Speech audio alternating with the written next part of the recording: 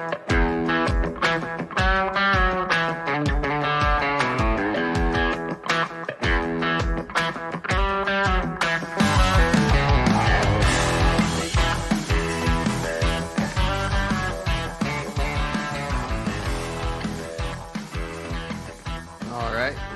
going on, everybody? Thanks for joining me again. This is the Broadside Podcast. I am Andy Elliott, and today on this episode, I sat down and chatted with a gentleman named Henry Pond. Henry is a guide who works for an outfitter out of Salmon, Idaho, called Bighorn Outfitters. They can be found on huntidaho.com. They offer quite a wide variety of options for big game hunting, and so we chat a little bit about how that operation works, what it looks like, at one of their camps, and a little bit about, Henry's history and past experiences hunting. So thanks for joining us. I hope you enjoy it. All right, yeah, well, we'll just go ahead and start by having you introduce yourself and let everybody know who you are. Thanks, Andy. My name's Henry Pond. Graduated from a little farm town in Bickleton, east side of Klickitat County. I grew up hunting my whole life, from a young age, like 3 generations. And I think this year in June will be 11 years post bone marrow transplant for me.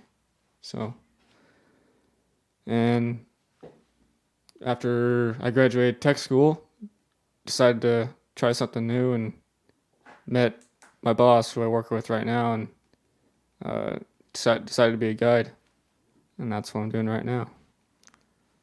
So, what tech school did you go to, and what did you go for? I went to Perry Tech for welding. Nice. Well, yeah, I'd probably find more fun hunting and guiding than welding, huh? Yeah. So, you mentioned a bone marrow transplant. What was that all about? What happened there? So, when I was 3 years old, I was diagnosed with chronic granulomatous disease. It was pretty rare at the time, but it's like your immune system's very weak. So any bacteria you get in your system can't really fight it that hard without medical attention. Gotcha. So how old are you now? 25. 25. And how long have you been guiding for? This is going to be my 6th season. 6th season. That's awesome. It started in 2018. Yeah. And you mentioned your boss. Is that the guy that owns who you work for? Yes. Yep. And that's Bighorn Outfitters? Yes. Cool. And what's his name? Dave Melton. Dave Melton.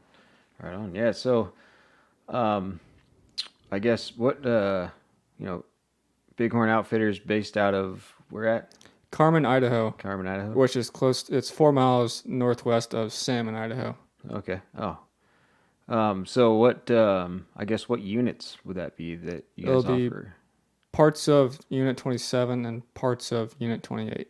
Okay. Yeah, I spent some time in 27 last year. So in those units, is there, what's the list of game animals you guys offer? We do wolf and bear hunts, mule deer and elk, and then bighorn sheep. Oh, nice. And also sometimes, he hasn't done it in a while, but we've done mountain lion hunts as well. Oh, okay. And you guys, so you can hound hunt in Idaho. You guys offer hounds with the mountain lions? Yeah, and the bears. Oh. Well, we don't do the bears, but we have other outfitters that run bears with dogs. Yeah. And then for bears, we can use bait. Bait piles, yeah. Yeah. Yeah, that's something that I wish they'd kind of figure out here.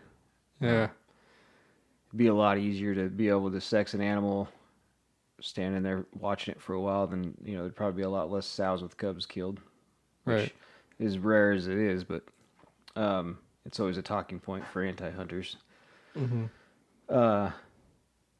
So how's the operation? Where you guys have a handful of guides? Yeah.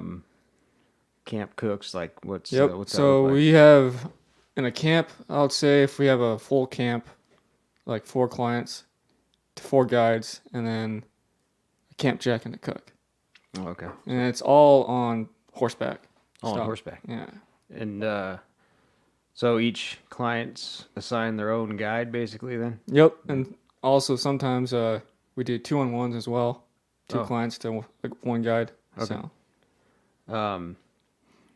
So as like a client, let's say I book a hunt, um, how does that go? Do I get like, am I subject to come by myself? Am I allowed to bring a non-hunter with me at an extra charge, or how does that go? Yeah, you could bring an extra hunter with you with a surcharge, but not as. I don't think it's as much as like you're actually hunting. Okay, But probably yeah, we just do that sometimes. cost of food and stuff. Yeah, Got you. So is most of your stuff public land? that's all public. All public land? Yeah. Perfect. And then so all on horseback. Mm-hmm. So a full service guide, one guide or two guys per guide. Do you guys also offer drop camps or anything of that nature, where like you might set a tent up for a guy in the backcountry for like a spur camp or something, and then they kind of just self guide, but pay you for the. No, we don't. Okay. So let's see. How's how's it look the last few years? I've noticed quite a few people I know kind of heading towards Idaho. Are you guys seeing like an influx of people from Washington Mm-hmm. booking? Yeah, we see a few people from Washington, but most of our clientele is from Midwest, Oh, okay. Wisconsin, and all that East Coast kind of stuff. Got you. Coming over here to do some Western hunting. Yeah. Cool. Yeah. So how'd you guys' season go last year? You guys got some pretty awesome hunts. I was looking at your social media, and it looks like you guys did pretty damn good. Yeah. For me, for myself, I didn't do that great, but my other coworkers, they did pretty good. Yeah. But sometimes it's 1 year you're good, 1 year sucks. Yeah. But this year was sort of tough on the elk because it was either weather, people pressure, or wolves. Gotcha. So Yeah, I was actually gonna bring that up. Is there are you noticing a pretty big deficit in herd numbers due to the wolves over there? yes, Yeah. yep. Like I've been seeing pictures. Bossman has a bunch of pictures from when he first started, before the wolf deal, and your average bull was probably 330, 340. Your lowest was probably 300. And now you can't. Your average is like a 280 or 260, and then sometimes you get a 300 maybe once in a while. But they're not. And then like talking with one of my coworkers who's been there since 10 years, 11 years now. When he said he was guiding, there's bulls bugling everywhere. And then slowly after, they shut up and dispersed. Yeah. Yeah, it's so you live here in Washington. Yeah. So what's your year look like? Like are you spending time there now? Obviously probably not now during winter, but throughout the year, cameras and scouting and stuff like that, or how does that work for you being here? So for my schedule, I'm pretty much just here till about mid-April, and I head back over there for spring bear hunts. Gotcha. And I'm there till when we're done till mid-November. Oh, so you spend pretty much the whole year there then? Mm-hmm. Okay. Yeah. Cool. What kind of stuff are you guys, I mean, without giving away too much, but, summertime activities that you're doing in there, you guys, obviously you're setting up bait for bears. Mm-hmm. You guys running cameras and kind of running around, just keeping an eye on everything for that fall hunt? No, not really at all. So our first hunt starts after once summer's over. It's August, so we start doing a fall bear hunt, and then sheep hunts. So then, Okay. if we get sheep clients, then we'll send a few guys out to go scout in certain areas where we got clients booked, and then we just go from there. But during the summer, like June, July, and August. June, we're not really up in the high mountains because it's still snow packed. Yeah. But July and August, we do summer trips, pack trips, to high mountain lakes. Oh, sweet. Yeah. What are some of like the the lakes you guys are hiking into up there? I mean, is there like is it pretty popular for like people to back or pay for backpacking trips up to these high mountain lakes? Like, Yeah, they book with us, and then that's the only drop camps we do is for the lakes and fishing and stuff. okay, We don't do anything for hunting, but yeah, sometimes guys just book us to pack their gear and they'll hike in, or they pay for us to pack a mule and then they ride in and then do their own thing. oh, that's Or awesome. then we do a fully guided service. That's And pretty if they sweet. want to ride horses and while they're up there in the lake for 5 days, then that's when we do our fully guided. Gotcha. So just you got horses. You're not running any mules. Oh, we're running mules all the running time. mules all the time. Mm-hmm. You guys ever dealt with anything? Or have you ever used goats or llamas or just No, Yeah, we hate llamas. yeah, Yeah. yeah. I was like, me and a buddy had been looking at getting mules or llamas or something. So, what's the downside to the llamas? Mules don't like them, Mules don't like and them. they just flip a shit and Oh. wreck everything. Gotcha.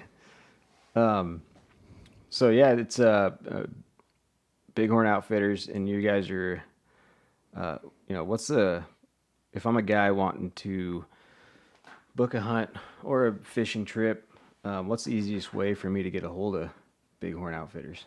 To go to our website at huntidaho.com, it'll show up as Bighorn Outfitters, based in Salmon, Idaho, and then that'll take you to all the information about booking a hunt, what price, what time of season, fishing trips, pack trips, everything. Spring bear, fall bear, and sheep hunts as well. Gotcha. So in the 6 years you've been doing it? Yeah, this will be my 6th. Yeah. So what's kind of one of the most memorable hunts you've been on? You got a good story on This puts me back at 2021, the last hunt in November. It's just we do most of the year we do a deer and elk hunt, but then the season just closes out, so we just do straight elk hunt. And I took 2 guys actually from born and raised, well, not born and raised, but actually from Walla Walla, Oh, okay. and they never rode horses before, and we're on some elk, and we're hiking in this one drainage. Wow, that's a drainage I really like. And we were on these bulls for like 3 days, and then there's one point where it's like, it's getting to the end, and we just got to push it. So we did. And we got within 400 yards, but one of the bulls just smelled us and then took them all away. But then later, the next day, I went to a whole different spot, just glassing, and I had my buddy, my coworker, Jared. We were glassing this one spot where it's pretty known here and there a bull showed up. This is a lone bull will show up. And I spotted the bull and I was like, okay, here we go. And I had Jared spot for me. It was like a mile away.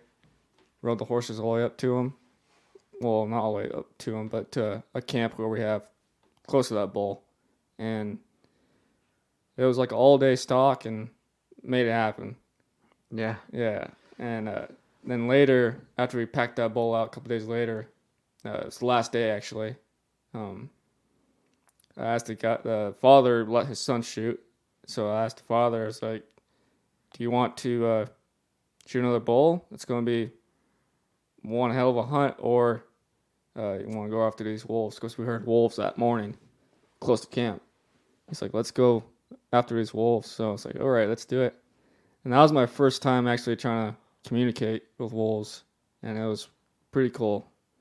It was a good pack at the time, and it was like just about 6 of them, and they split off. And I was right in this little basin, and shit, they ripped off like within 200 yards all around me. And I was like, holy crap, here we go. But then I didn't know at the time, so I was trying to chase the howl, but later my coworkers told me I should have stayed. At least one of them would have showed up. Oh, okay. But we didn't get no wolf, but it was a pretty cool experience. So, I've never really specifically wolf hunted, is so that they respond to calls. Is that You can put out electronic call, but most of us guides use our just howl with our voice. Oh, okay. Yeah. You get a good response that way then. Yeah. Yeah. So, deer hunts, elk hunts, Mm-hmm. wolf hunts, bear hunts, Yeah. occasional cat hunt. Yeah. What's kind of one of your favorite favorite hunts to take people on then? I would say for a laid back hunt, it'd be a bear hunt because you never know what can happen. But my favorite kind of hunting is just deer hunting. Deer. Yeah, mule deer. Yeah. Yeah. So so 27. That's So are you taking guys into the Frank Church? Mm-hmm. That's where you're going to? Okay, cool. Yeah, I flew in. Me and a buddy flew into Marble Creek. Kind of probably too early into the season. It was like 80 degrees. Oh yeah. Yeah, it was pretty miserable actually. Well, yeah, last year was pretty hot. Yeah, we were in there. It was hot both hunts we did. It was stupid. Yeah, sweating in a t-shirt all day, and then all your water froze at night. Mm-hmm. And so, I just had a mule deer tag, and it ended up could have shot a bull. Didn't have a bull tag, and he knew it. He was about 150 yards, just chewing grass, watching me watch him. But that's some pretty awesome country. I want to go back. Ended up getting an Idaho tag for a different unit this next year. But so do you guys ever like you're pretty wrapped up in guiding? Do you hunt for yourself still? Ever? Yeah. Some like here 2021 as well. A few of my coworkers, we all put in together as a group. So I was the only non-resident, and the other three were. I got pretty lucky because I was the only one that drew a elk tag that was a non-resident. The only non-resident tag they offered. Oh wow. So that was in Unit 30. Oh okay. So shot a bull. Two out of the four of us shot bulls, and that's usually when us guys start hunting is that later season, late November, early December. Yeah. When everybody else that's hiring a guy doesn't really want to be out there. Right. Yeah.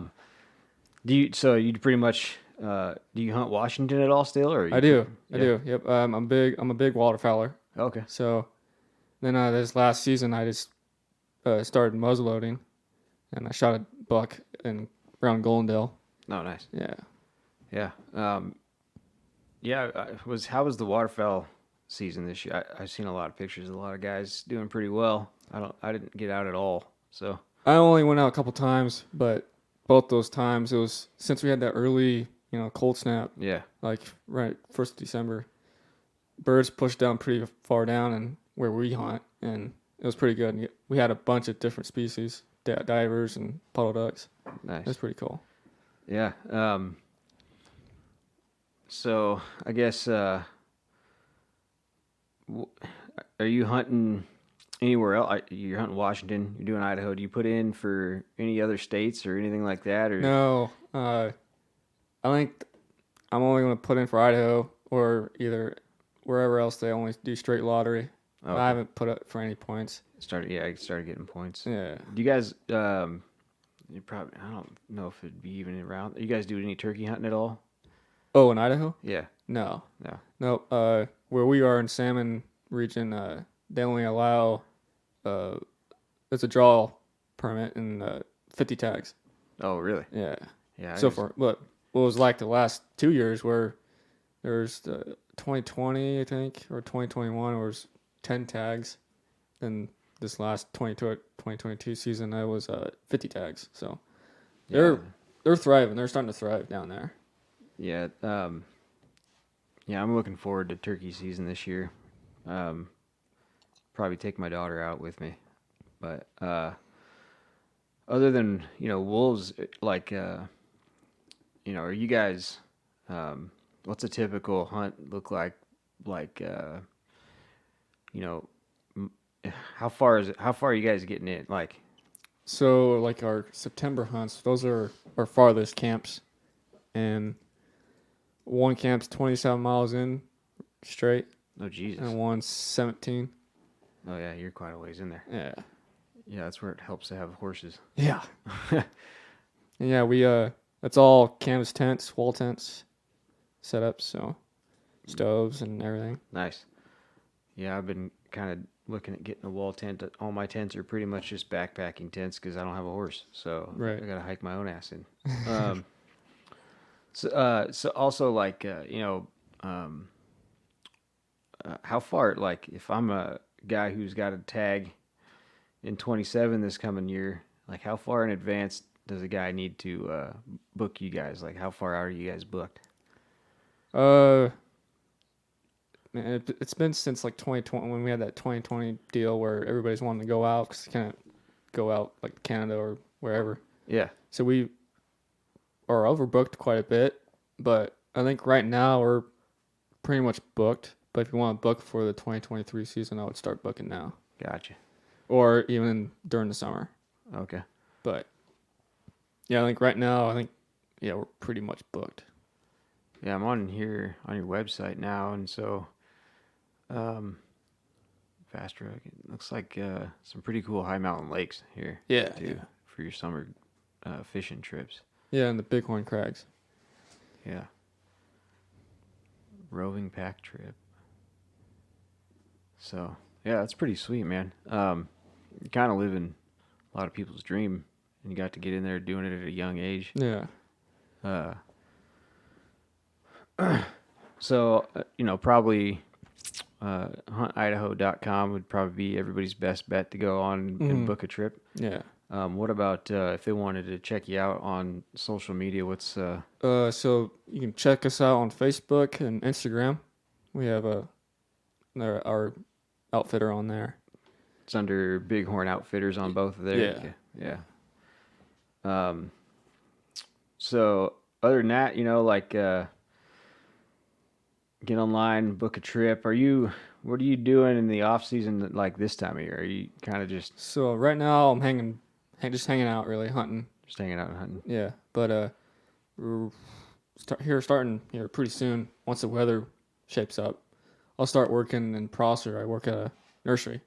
Oh, okay. So, and then my boss, he actually just bought here a couple years ago, bought a spraying business over in Idaho. So, right around probably early April, depending on their winter, I'll start heading over there to start spraying. Oh, okay, like a landscape spraying kind of deal. Just weed spraying. Weed spraying. Yeah. Sweet. Yeah. And that's what we do lately now for in June. It's just spraying the whole time. Gotcha. Right on. So I think I asked you already, but your favorite, do you, like, how about you said you got sheep hunts? Yeah. How often are you guys probably booking out those every year, right? Like, yeah, last year was the only year we didn't book a sheep hunter. No one booked with us. huh? That's pretty weird. And that was the first year ever. So, then here I'm gonna put in actually for sheep this year. Oh, for Idaho. Yeah. Yeah, might as well, right? Yeah. See if I can get lucky. Yeah. Heck yeah. Contact. So looks like you're Bighorn Outfitters, huntidaho.com. We can get you on Instagram, Facebook. If anyone's looking to book, better do it now, right? Mm-hmm. Like into the busy season. So you're coming in on your 6th year guiding. So you guys have like 4 guides that come back every year. You all pretty much the same crew. Yeah, we got pretty much the same crew. Like when I started in 2018, I was Camp Jack, and at that point we had an 8-man crew, and we had like 6 guides and boss man guides, and then we also we used to have another guy, Brian. He's been there for 20 years. He was our sheep guide for the longest time, but now one of my coworkers that's been working a year longer than I have, now he's the head sheep guide. Head sheep guide. Yeah, That's pretty sweet. So what's a Camp Jack? Camp Jack is just the guy that takes care of the stock. He's the first one up to feed them before you head out, and stoke fires and climbs tents, cook tent, and then feeds after everyone gets back, and then cuts wood in the middle of the day, or goes in and out taking game or gear in between hunts, and then well, not in between hunts, but during the hunt. Yeah. And then or get more hay and all that. So yeah, kind of where everybody's got to start, huh? yeah, that makes sense. You guys ever run into like